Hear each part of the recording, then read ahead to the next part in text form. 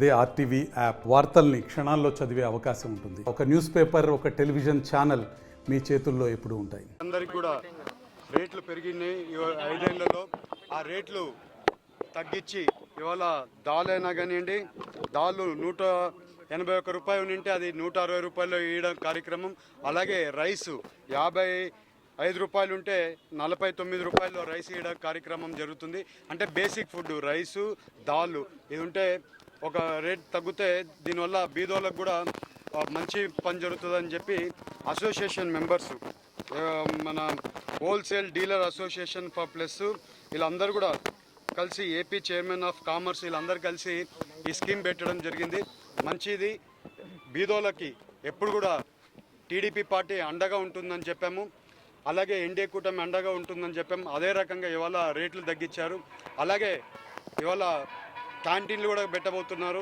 అవన్నీ కూడా ప్రతి ఒక్కటి కూడా రైతుకి, మా పార్టీ రైతుల పార్టీ అని, బీదోళ్ళ పార్టీ, వాళ్ళందరికీ కూడా ఎప్పుడు కూడా అండగా ఉంటామని మీ అందరికీ తెలుపుకుంటూ, ఇంకా వచ్చే రోజుల్లో చాలా కార్యక్రమాలు మన బీదోళ్ళకు సంబంధించి ఎలాంటి కార్యక్రమాలు తీసుకొని రావాలి ప్రతి ఒక్కటి కూడా వర్కౌట్ చేస్తున్నాము. అలాగే మేము ఇచ్చిన ప్రతి ఒక్క హామీ కూడా ఈ వచ్చే రోజులలో ఇప్పుడు వైట్ పేపర్లు రిలీజ్ అవుతున్నాయి. ఆ వైట్ పేపర్లు అన్నీ కూడా జనాలకి నిజాలు ఏం జరిగిందో ఈ 5 ఏళ్లలో ప్రతి ఒక్కటి చంద్రబాబు నాయుడు గారు ఎక్స్ప్లెయిన్ చేస్తున్నారు.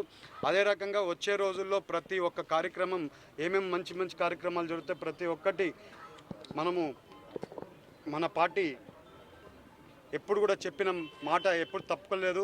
అదే రకంగా ప్రతి ఒక్క పని చేస్తామని చెప్పి మీ అందరికీ తెలుసు. దోచుకున్నారు. మేము వచ్చిన దశమే ఇసుకని ఫ్రీగా ఇస్తున్నాం. ఇవాళ ఇసుకతో ఎవరైనా కానీ వాళ్ళు ఇసుక కావాలనుకుంటే ఇమీడియట్గా పోయి అప్లై చేసుకుంటే వాళ్ళు ఇసుక ఫ్రీగా వస్తుంది. దానివల్ల ఏమవుతుందంటే కన్స్ట్రక్షన్ కాస్ట్ తగ్గుతుంది. దానివల్ల ఇంకా వచ్చే రోజుల్లో మనకి కార్మికులైనా కానీ వీళ్ళందరికీ కూడా ఉద్యోగాలు, వాళ్ళకి చేసేదానికి పని ఇవన్నీ కూడా కలుగుతుంది. ఎందుకంటే ఇప్పుడు కార్మికులు అందరూ కూడా వేరే రాష్ట్రాలకు వెళ్ళి పని చేసుకుంటున్నారు. ఇప్పుడు మన రాష్ట్రంలోనే పని చేసుకునేట్లు కూడా ఇసుక ఫ్రీ వల్ల అన్నీ జరుగుతుంది. అలాగే ఇంకా చాలా కార్యక్రమాలు వస్తాయి. ప్రతి ఒక్క కార్యక్రమాలు కూడా మన రాష్ట్ర ప్రయోజనం కోసమే. ఇవాళ క్యాపిటల్ అమరావతి కూడా డిసిషన్ అయిపోయింది. అలాగే అమరావతి ఇవాళ ఒక క్యాపిటల్ కూడా ఒక స్టాండర్డ్గా తీసుకొని రావడానికి అంతా వర్కౌట్ చేస్తున్నారు. రింగ్ రోడ్ కూడా ఫైనలైజ్ అయిపోయింది. మొన్ననే దానికి కూడా ఫండ్స్ ఇంతని సెంట్రల్ నుంచి కూడా శాంక్షన్ అయింది.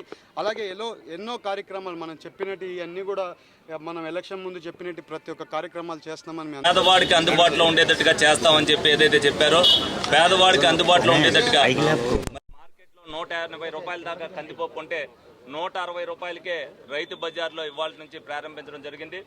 అలాగే బియ్యం ఏదైతే 54 రూపాయలు ఉందో అది 48 రూపాయలకే మరి పేదవాడికి అందించడానికి, మధ్యతరగతి వాడికి కూడా కొనుక్కోవడానికి అందుబాటులో.